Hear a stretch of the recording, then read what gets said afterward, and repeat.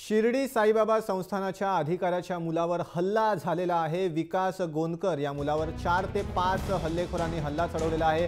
विकास गोंदकरला उपचारासाठी रुग्णालयात दाखल करण्यात आलेले आहे। हल्ला करून आरोपी फरार झालेले आहेत। या संपूर्ण घटनेच्या निषेधार्थ शिर्डीत रास्ता रोको आंदोलन सुरू आहे।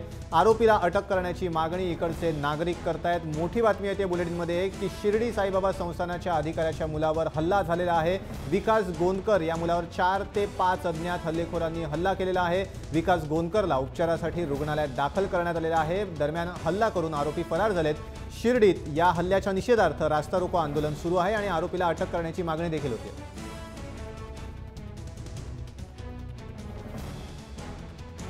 रवींद्र महाले आपले प्रतिनिधी आहेत शिर्डीचे। रवींद्र, नेमकी काय आहे ही घटना आणि संशयाची सुई कोणाकडे जाते?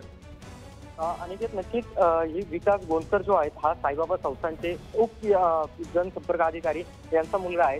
हा दुकानावरती बसलेला होता। त्यानंतर तिथेच बाजूला काही मुलं उभी होती आणि लहान मुलांची जी वाद सुरू होती ते वाद मिटवण्यासाठी हा विकी जो आहे तो तिथे गेला असताना त्याच्यावरती 4 ते 5 हल्लेखोरांनी वस्तारेने हल्ला केलाय त्याच्यावर। त्याच्या छातीला आणि पोटाला मोठी जखम झालेली आहे। त्याला उपचारासाठी साईबाबा हॉस्पिटलमध्ये दाखल करण्यात आलेले आहे।